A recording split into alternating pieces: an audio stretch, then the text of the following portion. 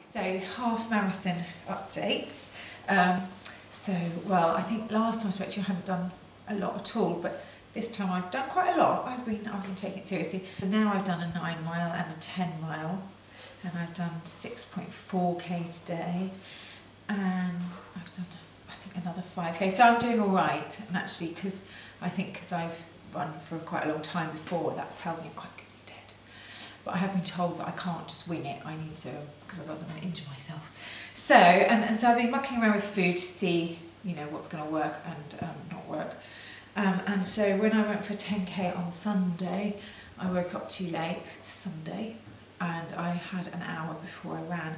So I had a banana, which wasn't enough, as it turned out. So I ended up having one of those gel things, which I've never had before.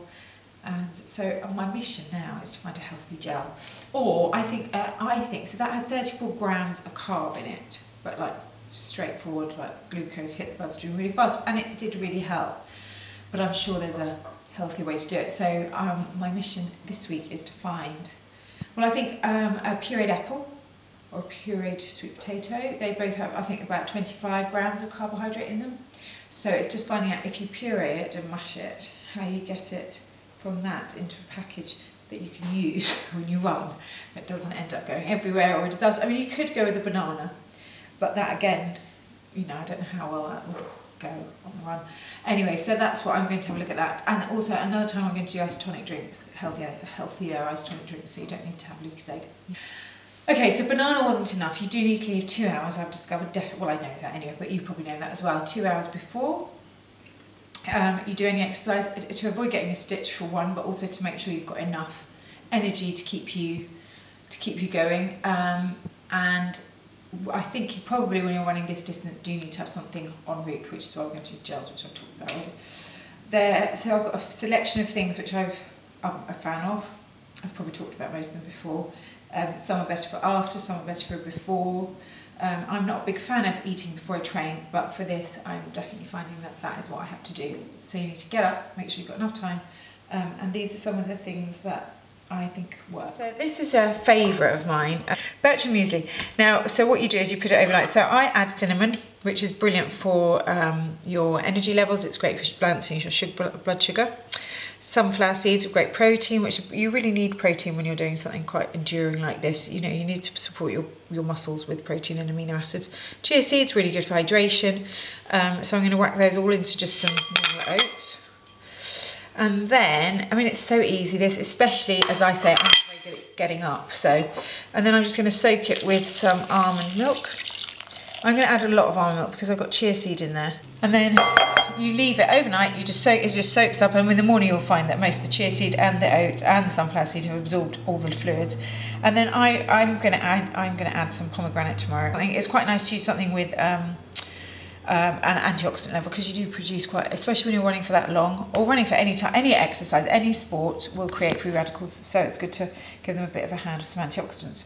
Okay, so then this is another option, which is, you know, a very well known one. It's porridge, and you can do exactly the same as you do with the Bircher muesli. It's just you make it on the day, it's going to be hot, but you know, cinnamon, chia seed, sunflower seed, pumpkin seed, pomegranate, blueberries, grated carrot, grated apple, grated beetroot, any of those on porridge are really nice. It's a slow burning fuel, it will keep you going, but just make sure you have it 2 hours before.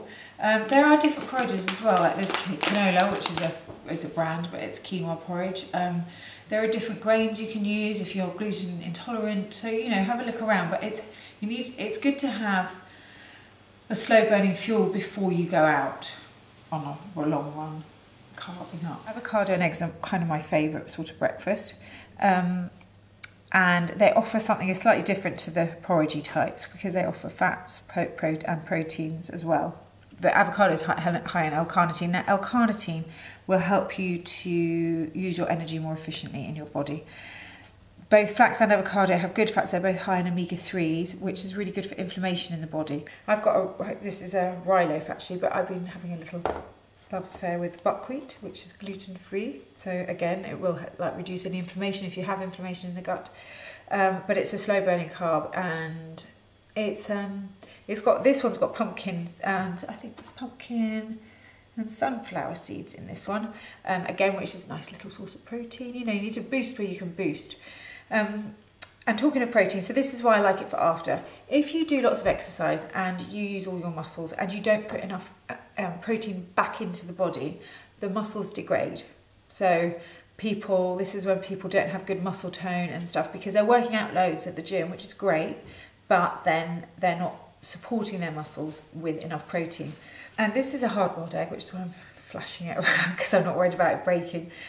Hard-boiled eggs are brilliant things to have in the fridge. So when you get in from a run and you have to make sure you eat within an hour of you coming in from the run or from whatever exercise you're doing.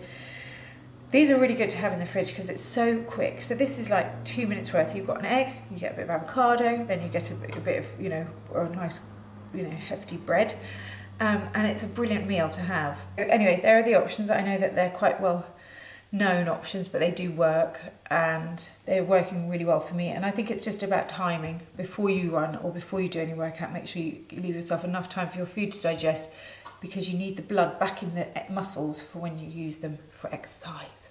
And okay, so we've got another update coming next week where we're going to look at hopefully a gel pack if I find a suitable vessel for my healthy gels, and also for isotonic, healthy isotonic. I think we'll have a look at those next week.